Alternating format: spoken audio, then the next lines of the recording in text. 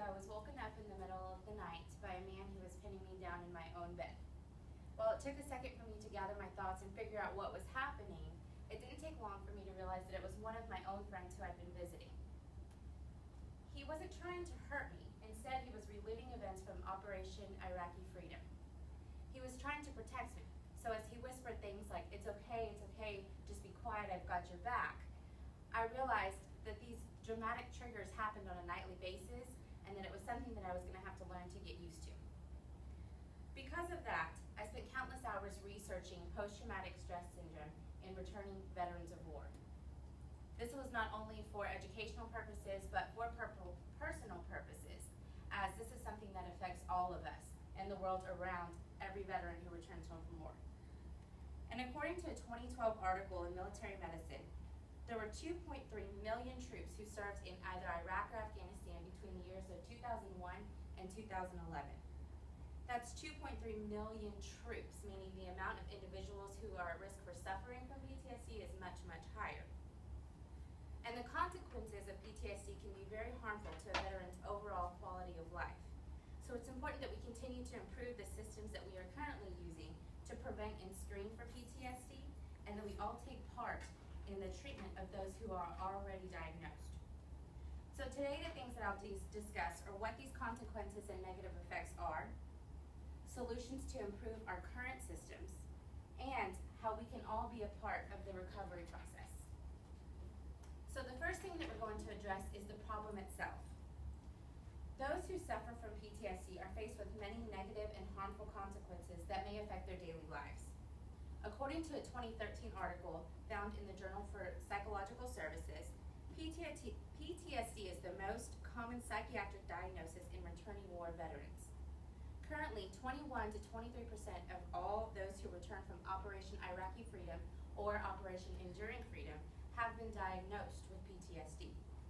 And according to the National Center for PTSD, common consequences include a multitude of stress reactions that stem from this kind of trauma.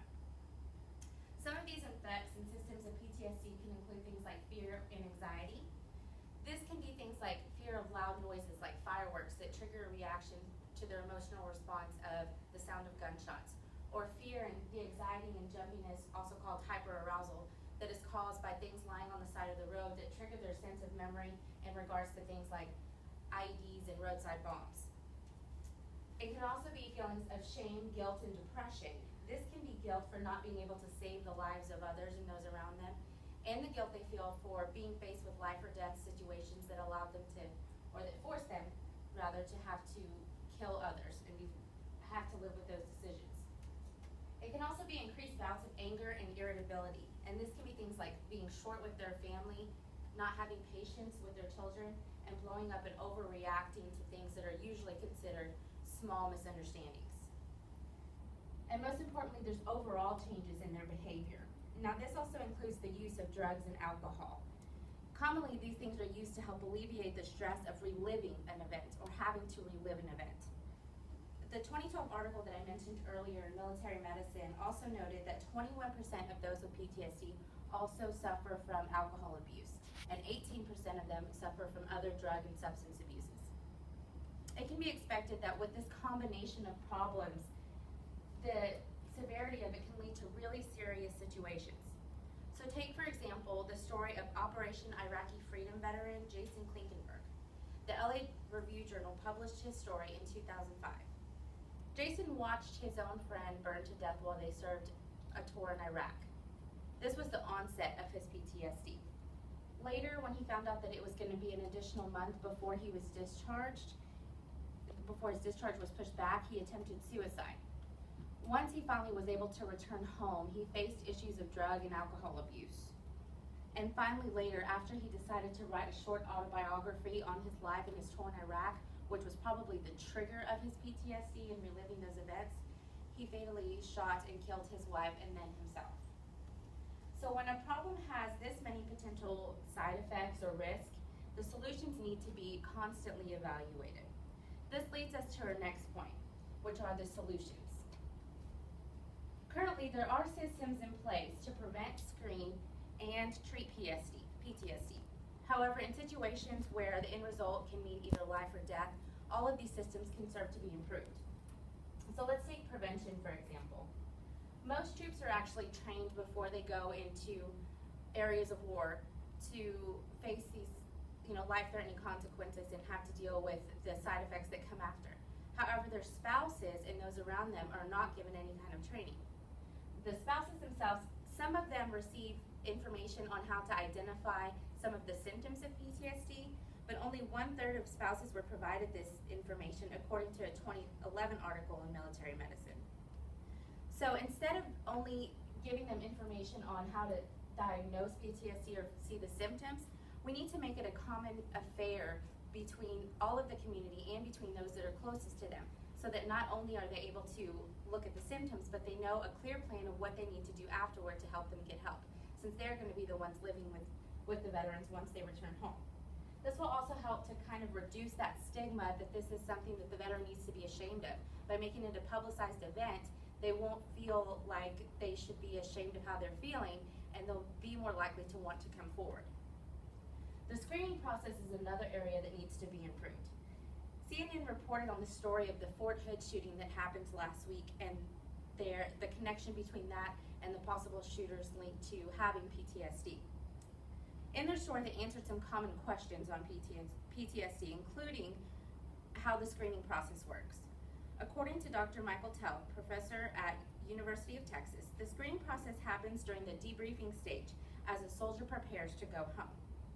They undergo a series of questions, and if they feel like there's a risk for PTSD, then they're put into a full evaluation, which includes actual PTSD testing.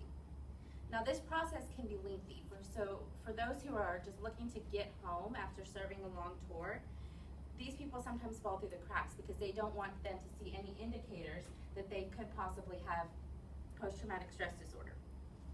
So instead, the screening should be done at the onset of any abnormal trauma that happens while they're away at war, and intermittently throughout their tour of duty, so that way we can see if there's any kind of changes in behavior or things, signs of early PTSD identifiers.